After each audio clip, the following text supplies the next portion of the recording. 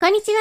Xbox 専門 VTuber のたくみしーなです。今回は2024年上半期の Xbox ゲームパスタイトルの中からぜひ皆様に遊んでいただきたいと感じた最高のタイトルを私のゲームプレイ映像とともに10本ランキング方式でご紹介していきます。ちなみに上半期私がクリアした Xbox タイトルは47本、総実績は62万でした。今回もたくさんのゲームをしっかりと遊んだ上で正確な情報をお伝えできるようにと努めてきたつもりです。特にトップ3は触っていて思わずこの作品すごいなぁと声を上げてしまったタイトルばかりなので、ぜひ最後までご視聴していただけると嬉しいです。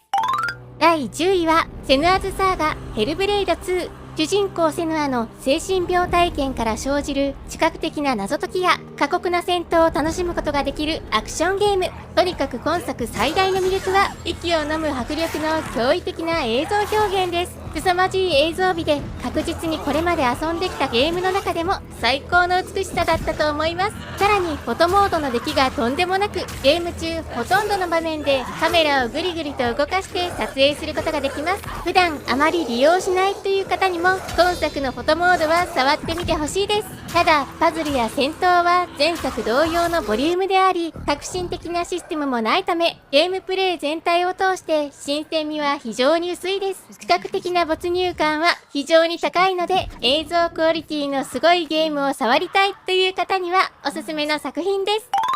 第9位はリトルキティビッグシティ。マンションの高層階で暮らしていた子猫が寝ぼけてしまい、うっかり地上へと落下。そんな迷子になってしまった子猫として家に帰る方法を探して街を探索することになるアドベンチャーゲーム。約2時間もかからない非常にコンパクトなボリュームでありながら、猫として自由に気ままにすごくまったりと探索を楽しむことができる作品なので、激しいゲームや重いゲームはちょっとという時などに遊ぶのにぴったりな作品だと感じました。コンビニやゲームセンターなど日本っぽい街並みが舞台なのもいいですね。猫ちゃんもとっても可愛い最高の癒しゲームです。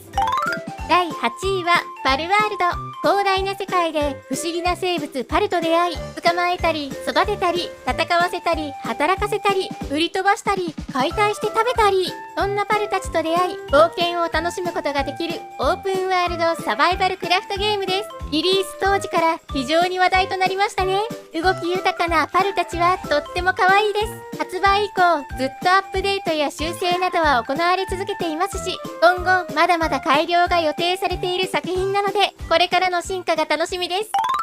第7位はバイオハザード RE2。 PS1 で発売されたバイオハザード2のフルリメイク作品です。原作の核を大切にしながらもキャラクターや背景の構成はもとより、物語も一から再向上されていて、懐かしくも全く新しい恐怖の惨劇を味わうことができる作りとなっています。本作非常に完成度が高く遊びやすく調整もされていて、バイオハザードシリーズっていっぱいあるけどまだ遊んだことがないという方にぴったりな作品となっています。ゲームバランスはしっかり作られていますし、謎解きも難しすぎず丁寧に作り込まれているので、ホラーゲームが苦手という方でも一度は触れてみてほしいです。ゲーム自体のボリュームは比較的短めですが、その短さがゆえにワンプレイでとても濃い体験を楽しむことができますよ。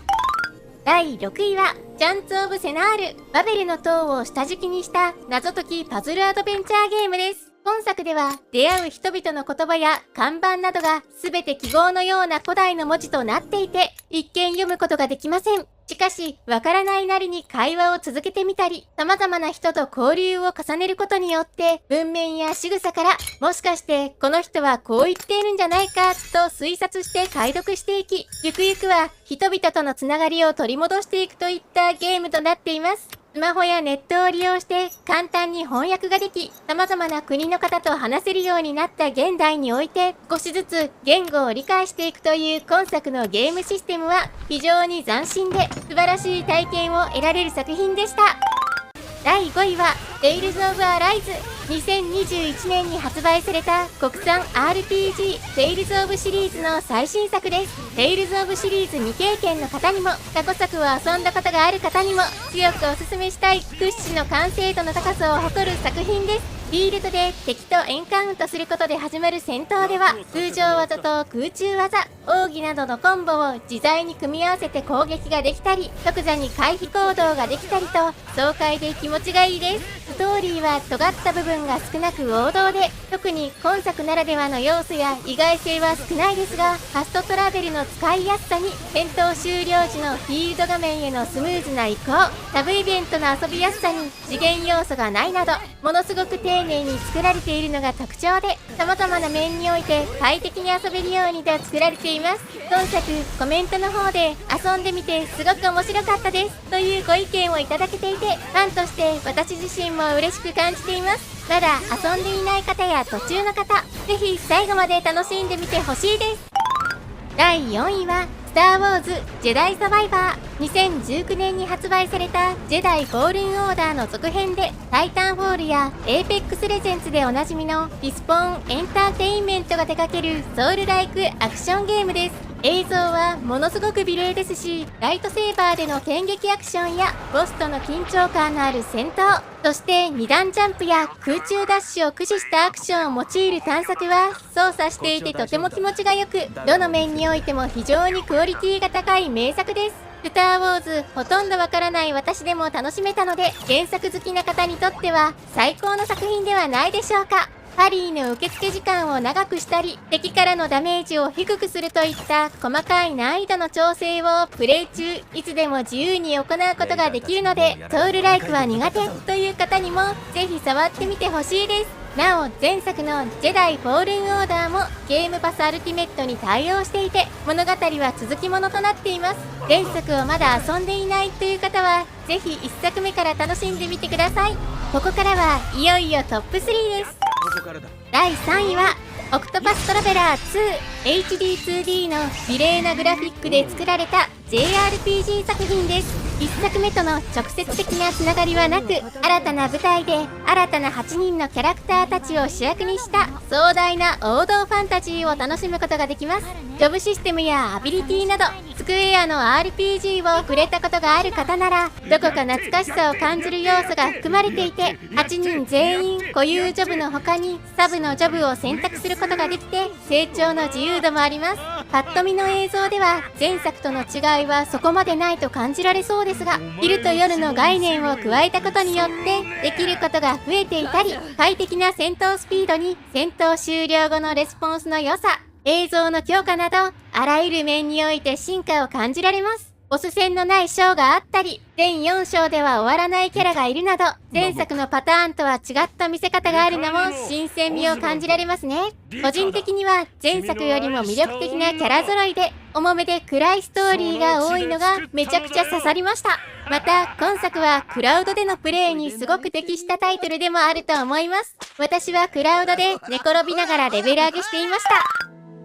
第2位は、ザ・リワインダー、読みからの旅人。今作は遊ぶ前にはまさかこれほどまでに自分に刺さる、上位に来るとは思っていなかったタイトルです。あまりにも素晴らしく感動的なストーリーで遊びながら、このゲームやばすぎるでしょって何度も声が漏れてしまいました。ものすごく良かったです。今作は中国の伝統的な神話や民間伝承をテーマにした独特な幻想世界が舞台の 2D アクションアドベンチャーゲームとなっていて、人々の記憶を遡ることができる能力を持つ主人公が過去の人物に干渉して行動や気持ちを変えることによって歴史を改変していくといった内容となっています。特にパズルパートは毎回異なる仕掛けが用意されていて、どれも作りが凝っていて謎解きが楽しいです。そして最大の魅力は何といってもストーリーですね。主人公のどこか軽いノリやマイペースな感じは見ていて楽しく、ところどころにほっこりとするシーンや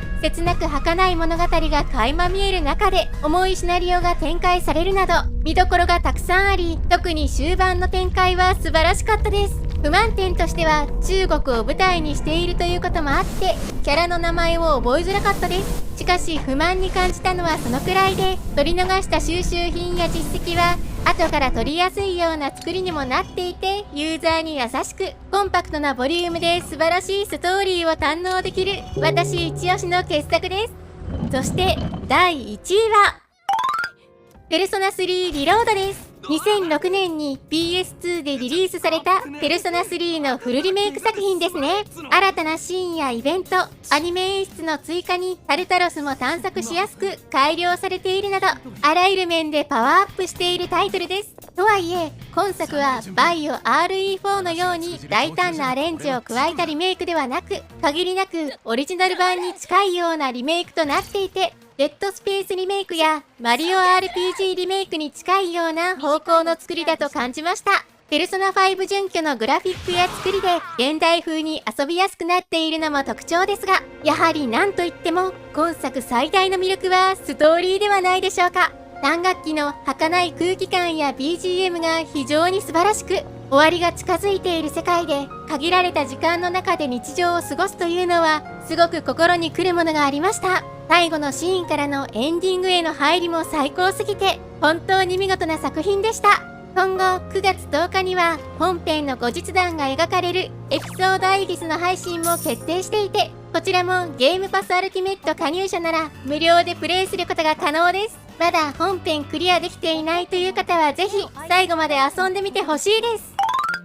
ということで、今回は2024年上半期の Xbox ゲームパスタイトルベスト10をご紹介しました。点外にはなっていますが、ライトイヤーフロンティアやオークスマストダイ3、ボタニーマナーなどもいい感じにこだわりの要素があって触っていて楽しかったです。今後も多くのタイトルを楽しく遊んだ上で情報発信していけるように努めていきますので、引き続きよろしくお願いいたします。私のチャンネルでは今後も Xbox 関連の最新情報や製品紹介、レビューなどを行っていきますので、よかったらチャンネル登録と高評価していただけるとすごく嬉しいです。X の方でも情報発信しているのでフォローしてね。それではまた次回の動画でお会いしましょう。